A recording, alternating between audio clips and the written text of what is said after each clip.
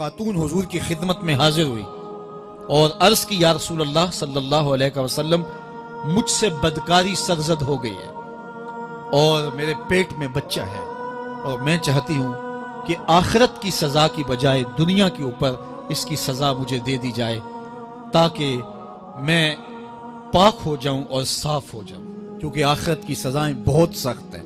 اللہ کے محبوب علیہ السلام نے جبریل امین سے ایک دن پوچھا تھا مجھے جہنم کے عذابوں کا ذکر سناؤ، تو عرض کی یا رسول اللہ صلی اللہ علیہ وسلم ہلکا ترین عذاب یہ ہے کہ جہنمی کے پاؤں میں آگ کے جوتے رکھے جائیں گے، باقی اس کے پورے بدن پہ آگ نہیں ہوگی، صرف آگ کے جوتے اس کو پہنائے جائیں گے، لیکن اس کی حدت، گرمی اور شدت اتنی ہوگی یغلی منہما دماغہ، اس کی شدت سے اس کا دماغ پگھل کر ناک اور کانوں کے ذریعے سے باہر آنا شروع ہو جائے گا۔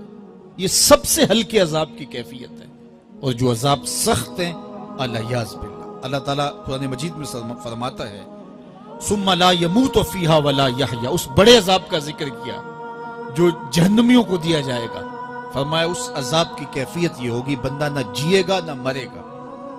جیے گا اس لیے نہیں کہ آگے اور پیچھے دائیں اور بائیں آگ ہی آگ ہوگی، تو اس آگ میں جینا کو جینا تو نہیں ہوگا، اور مرے گا اس لیے نہیں کہ موت کو موت آ چکی ہوگی۔ تو وہ کتنا سخت عذاب ہوگا الیاذ باللہ کہ ہلکے ترین عذاب کی کیفیت یہ ہے کہ پاؤں میں آگ کا جوتا اور دماغ پگھل کے ناک اور کانوں کے راستے سے باہر آ جائے۔ تو اس نے عرض کی یا رسول اللہ صلی اللہ علیہ وسلم میرے اوپر حد جاری کر دیجئے، اور اس نے کہا کہ میرے پیٹ میں جو ہے وہ بچہ ہے۔ اللہ کے محبوب علیہ السلام نے فرمایا جاؤ جب بچہ پیدا ہو تو پھر آنا۔ وہ چلی گئی، تو جب بچہ پیدا ہوا تو گود میں اٹھائے پھر حضور کی خدمت میں حاضر ہوئے اور عرض کی یا رسول اللہ یہ ہے بچہ جو میں نے گناہ کیا تھا، بدکاری کی تھی، آج یہ اس کی نشانی ہے۔ تو اللہ کے محبوب علیہ السلام نے فرمایا کہ اسے لے جاؤ اور اسے دودھ پلاؤ، اور جب یہ کچھ کھانے پینے لگ جائے گا تو پھر آنا۔ کچھ دنوں کے بعد وہ دوبارہ حاضر ہوئی اور اس نے اس بچے کے ہاتھ میں روٹی کا ٹکڑا دیا ہوا تھا، اور عرض کی یا رسول اللہ دیکھ لیجئے اب یہ روٹی کھانے لگ گیا ہے۔ اللہ اکبر۔ تو اللہ کے محبوب نے فرمایا انہیں لے جاؤ اور جا کے انہیں سنگسار کر دو۔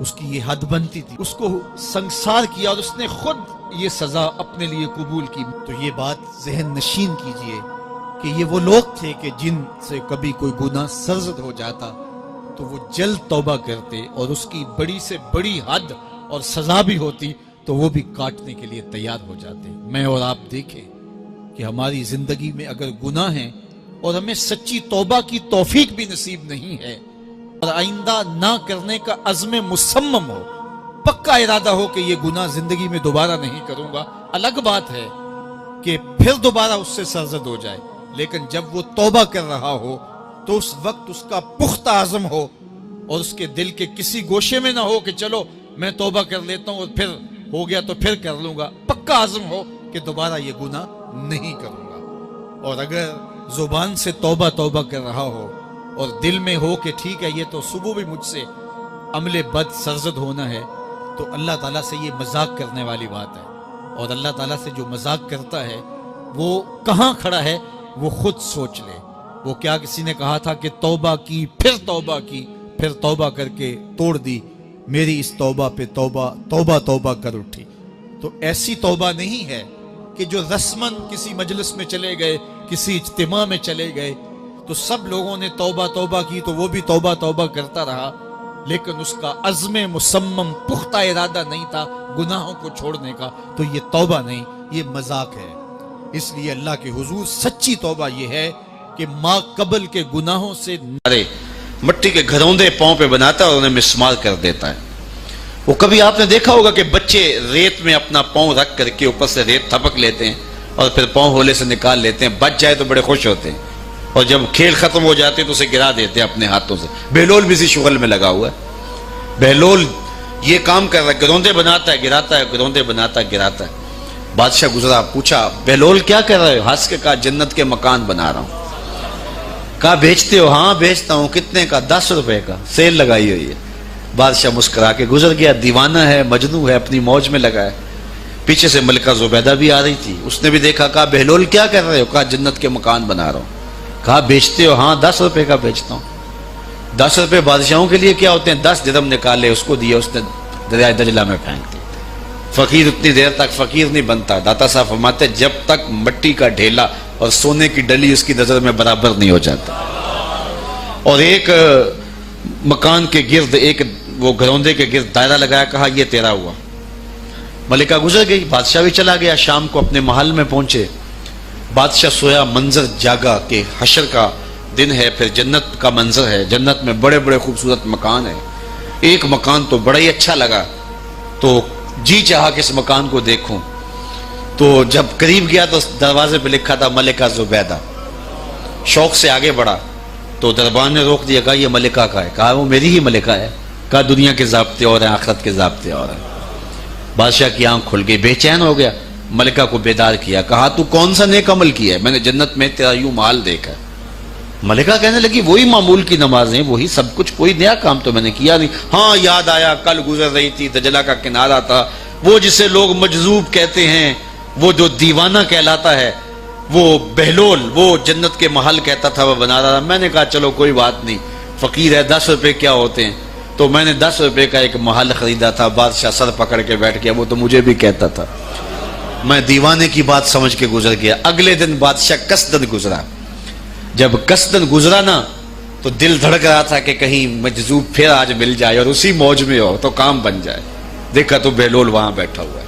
آگے بڑھ کے دیکھا تو کام بھی وہی. بادشاہ پھر رک گیا, پوچھا اب بہلول کیا کر رہے ہو؟ اب دل دھڑک رہا تھا کہ مجذوب ہے, کوئی اور بات کہہ دے تو چلو اچھا ہو کہ وہی جواب دے دے. اس نے وہی جواب دیا, جنت کے محل بنا رہا ہوں. بادشاہ کا کچھ دل ٹھہرا, پھر کہا اچھا بیچتے بھی ہو؟ ہاں ہاں بیچنے کے لیے بنا رہا ہوں. بادشاہ ادھر جیب میں ہاتھ ڈال رہا ہے اور ادھر پوچھ رہا ہے کتنے کا؟ کہا آدھی حکومت لگے گی.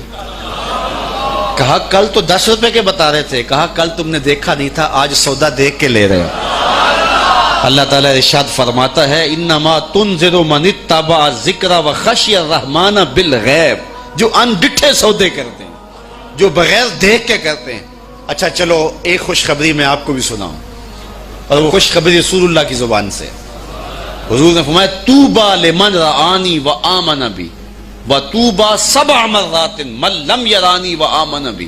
فرمایا صحابہ تمہیں مبارک ہو ایمان کی کہ تم نے مجھے دیکھا اور میرے اوپر ایمان لائے. اور کہا انہیں 7 مبارکیں ہوں جنہوں نے مجھے دیکھا بھی نہیں ہوگا اور پھر بھی ایمان لائیں گے. انما تنذر من اتبع ذکر وخشی الرحمن بالغیب فبشرہ بمغفرۃ واجر کریم. ان کو بشارت دے دیجئے بڑی عزت والے اجر کی اور خوشخبری بھی. تو جس اجر کو میرا رب بھی کریم کہہ رہا ہے وہ اجر کیسا ہوگا. تو یہاں تو لہجہ دم توڑتا ہے اور الفاظ ساتھ نہیں دیتے کہ اجر کریم کی کیا تعریف کریں جس اجر کو میرے رب ہے. لا فضل لعربی علی اعجمی, کسی عربی کو اجمی پر کوئی فضیلت نہیں ہے, اور کسی اجمی کو کسی عربی پر کوئی فضیلت نہیں ہے. کسی گورے کو کالے پر, کسی کالے کو گورے پر کوئی فضیلت نہیں. فضیلت کا معیار صرف تقوی ہے. ہمارے آج بھی ہندوانہ رسمیں ختم نہیں ہو رہی. دولت کی تقسیم پر, امیر غریب کی بنیاد پر اس معاشرے میں تقسیم موجود ہے. ہمارے دیہاتوں میں چودھری اور کمی کی بنیاد پر تقسیم موجود ہے. رعایا اور حکمرانوں کی بنیاد پر یہاں تقسیمیں موجود ہیں. لیکن میرے اور آپ کے آقا و مولا نے قیامت تک آنے والی انسانیت کے لیے جو منشور دیا وہ یہ تھا کسی عربی کو اجمی پر کوئی فضیلت نہیں, کسی اجمی کو عربی پر کوئی فضیلت نہیں, کسی گورے کو کالے پر کوئی فضیلت نہیں. چونکہ کالے رنگ بھی اللہ نے بنائے ہیں, گورے رنگ بھی اللہ نے بنائے. حکیم لقمان رنگ کے کالے تھے اور صورت اچھی نہیں تھی. تو کسی نے ان سے پوچھا کہ آپ اتنے بدصورت کیوں ہیں؟ تو حکیم لقمان نے کیا جواب دیا؟ کہا آپ شکل میں نقص نکال رہے ہیں یا شکل بنانے والے میں نقص نکال رہے ہیں؟ تو وہ خاموش ہو گیا. اللہ اکبر. تو یہ اللہ نے بنایا ہے نا, اس نے کانٹا بھی اس نے پیدا کیا ہے, پھول بھی اس نے پیدا کیا ہے, چہروں کی رنگت اس نے بنائی ہے, کسی میں کوئی رنگ بھر دیا, کسی نے کوئی رنگ بھر دیا. تو رنگوں کی بنیاد پر, نسب کی بنیاد پر کوئی افضل, کوئی اشرف, کوئی اعلیٰ, کوئی بد, یہ نہیں ہے, بلکہ معیار جو دیا گیا وہ کیا تھا؟ تقوی. ان اکرمکم عند اللہ اتقاکم, جو زیادہ متقی ہے اللہ کے نزدیک وہی معزز ہے, وہی معتبر ہے.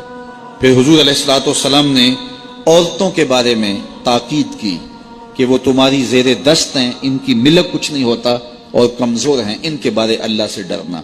اور حضور نے ان کے ساتھ حسن سلوک کرنے کی وصیت کی. پھر غلاموں کے ساتھ حسن سلوک کرنے کا حضور نے درس دیا کہ جو خود کھاتے ہو وہ انہیں کھلاؤ, جو خود پیتے ہو انہیں پلاؤ, جو خود پہنتے ہو انہیں پہناؤ.